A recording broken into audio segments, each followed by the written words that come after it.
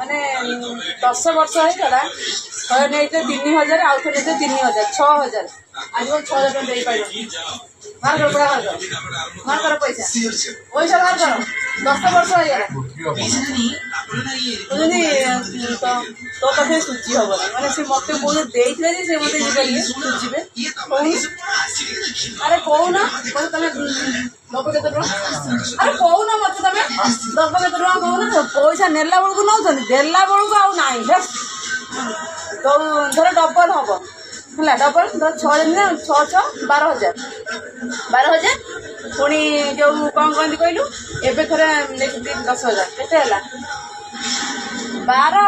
10 କେତେ ହେଲା ପୁରା 22,000 ତୁ ଆଣିଲି କୋଉଠି ପଇସା ହଁ ମୋ ପଇସା ବା